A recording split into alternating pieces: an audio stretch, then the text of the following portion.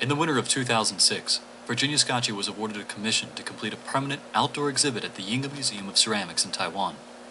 It would take the better half of a year and several tons of raw material to complete. The result would become the floating spheres of continuity. Clay is truly one of the most abstract materials you can work with. It doesn't come in a square, it's not a 2 by 4 inches. I mean, it's nothing and you can make anything from it. So it's that kind of like total abstraction of the material. And it can become anything. I mean, it's really quite, sometimes can be quite overwhelming that you can do anything with clay.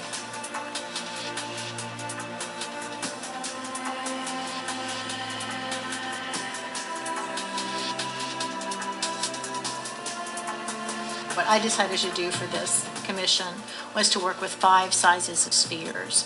And this is really founded upon the idea of the 5 areas of ceramics in Yinga.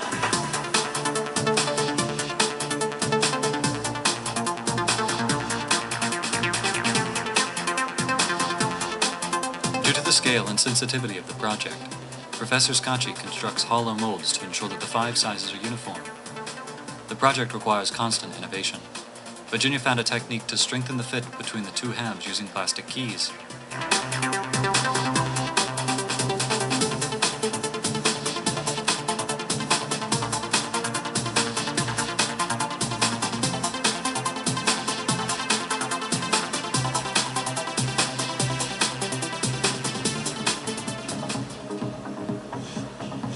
While the molds are drying outside, inside the team begins producing what would amass to over 6,000 pounds of clay.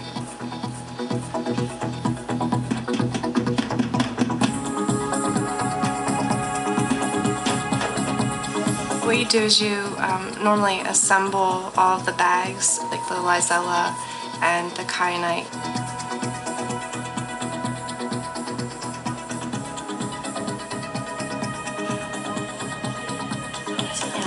It was a learning curve. When we first began, we're just kind of filling the molds with clay, and then we're like, oh, you know, it probably would be a good idea to weigh the clay so that each sphere that is 15 inches will have the same amount of clay in it.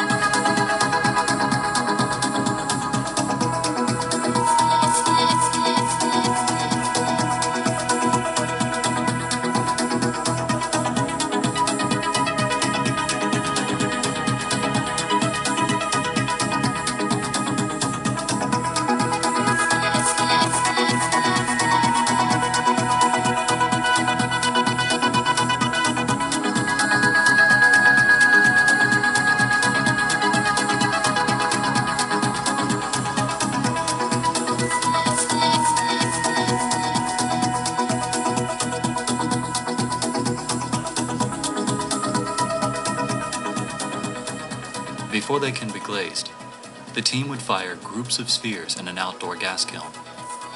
Firing clay in the art department combines scientific analysis and aesthetic principles. Applying too much heat will cause clay to crack or explode. The team allowed several days for the kilns to complete a full cycle.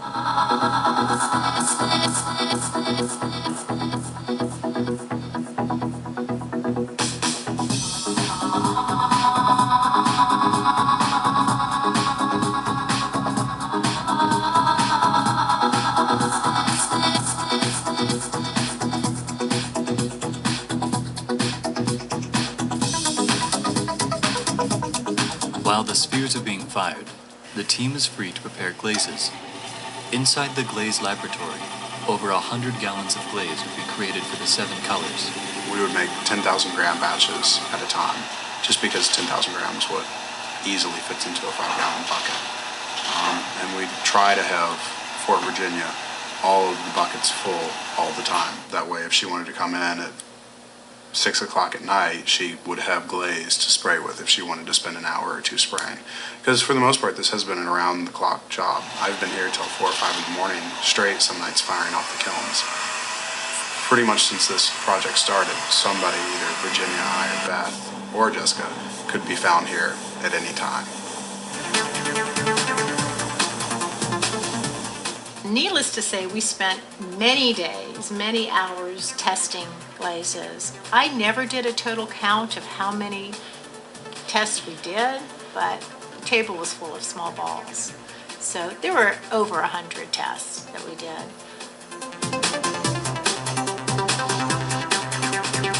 I'm actually very excited. I'm hesitant because I'll be going during the middle of my semester, and so I am going to be missing some school to go, but it's going to be a huge learning experience for me. I mean, to travel to another region of the world, engulf yourself in their culture, especially their ceramic culture, which is something that I'm completely obsessed with and have such a passion for.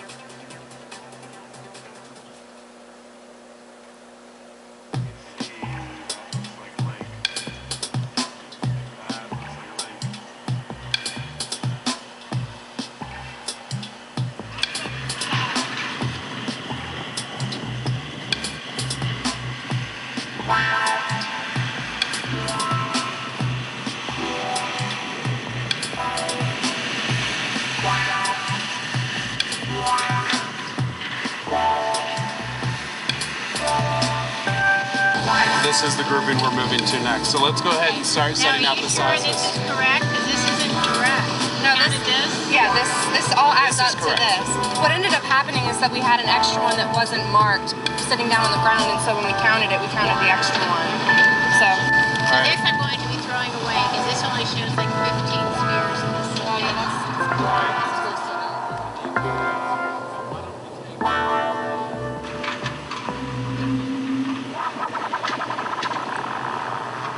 After arriving safely in Taiwan, our group has less than 2 weeks to lay out and install the spheres.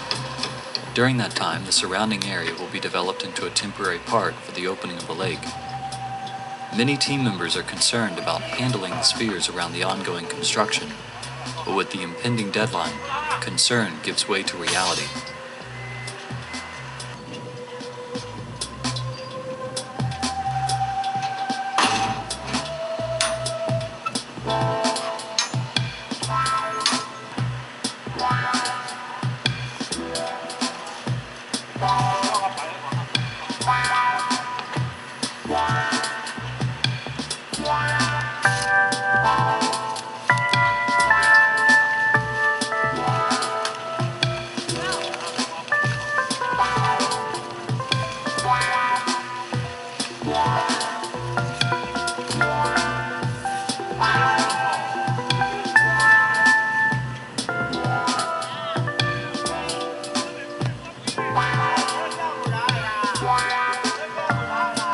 After unpacking, the spheres are organized by size and color.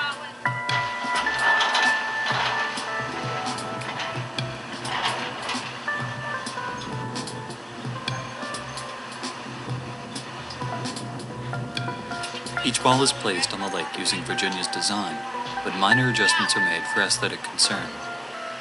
The spheres are placed on concrete bases that are cemented to the floor to provide an elevated appearance.